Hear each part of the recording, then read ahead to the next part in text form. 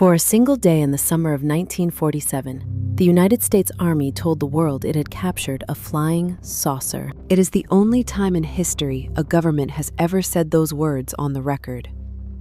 And then, within hours, it took them back. It replaced them with something so ordinary the story should have died on the spot. Instead, it became the most famous unsolved rumor of the 20th century. And the strangest part is this: there really was a cover-up at Roswell, just not the one everyone remembers. To understand it, you have to go back to a ranch in the New Mexico desert and a sound like an explosion in the middle of a thunderstorm. In late June 1947, a rancher named William Brazel rode out to check his sheep on the Foster Ranch, 75 miles from the town of Roswell. Scattered across a quarter-mile of dry pasture, he found debris unlike anything he had seen.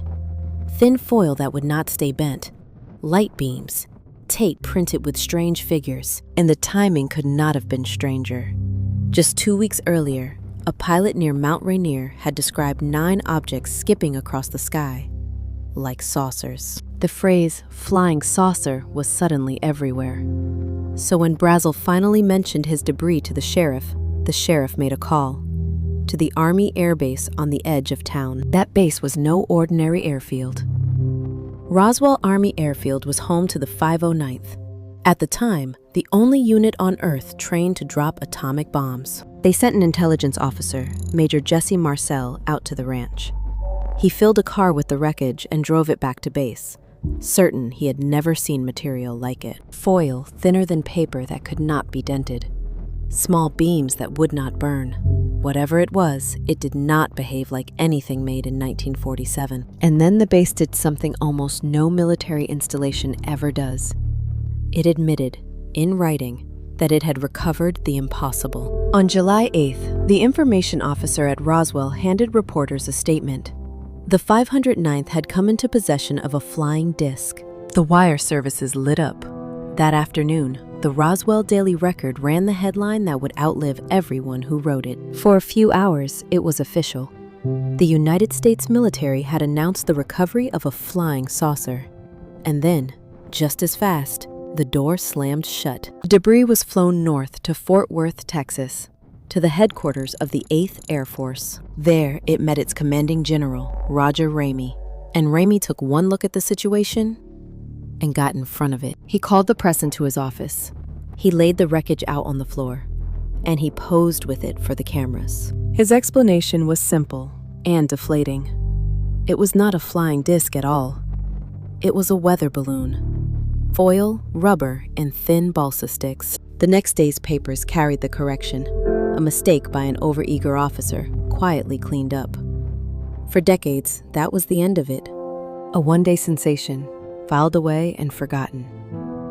But there is a detail in those Fort Worth photographs that would haunt the case for the rest of the century. In one shot, General Ramey is holding a typed memo in his hand, half turned toward the floor. Researchers who later enlarged the photo believe they can read fragments of it, including a phrase that has never been fully explained: the victims of the wreck. Whatever that memo said, the men in that room knew more than the public was ever told, and one of them could not let it go. For 30 years, Jesse Marcel kept quiet and served out his career, but he never believed the balloon story he had helped deliver. He knew what a weather balloon looked like. He had recovered dozens of them. Whatever he carried off that ranch, he was certain was not one. In 1978, retired and in his 60s, Marcel finally spoke to a researcher named Stanton Friedman. He said the debris was like nothing on Earth, and that he had been ordered to pose with a substitute while the real material was sent on to higher command. It was one man's word, 30 years late, but it was enough to crack the case wide open. Through the 1980s and 90s, the Roswell story exploded. Books, documentaries, eventually, alleged eyewitnesses to bodies, and a second crash site. A dusty ranching town became the capital of the UFO world, with a museum, a festival, and little green aliens in every shop window. And the more the Air Force insisted it was only a balloon, the more the silence of 1947 looked like exactly what it was: a cover-up. Because it was one. The Air Force had lied in 1947. It just took almost 50 years to admit what the lie was hiding. In 1994, under pressure from Congress, the Air Force released a report with an answer almost no one had considered. The debris on the Foster Ranch had not come from a simple weather balloon. It had come from a classified project with a code name, Mogul. In the earliest, most dangerous days of the Cold War, before spy planes and satellites, the United States had a desperate problem. It needed to know the moment the Soviet Union tested its first atomic bomb. So it sent microphones into the sky, on long trains of high-altitude balloons, to listen for a distant blast. Those balloon trains carried radar targets built from foil, balsa wood, and tape, the exact impossible materials Marcel described. And one flight, launched in June 1947, was never recovered. That is why the Army panicked. Not because a spaceship had crashed, but because its most secret listening project had come down in a rancher's field, beside the one bomb group it most needed to protect. The flying saucer release was a mistake.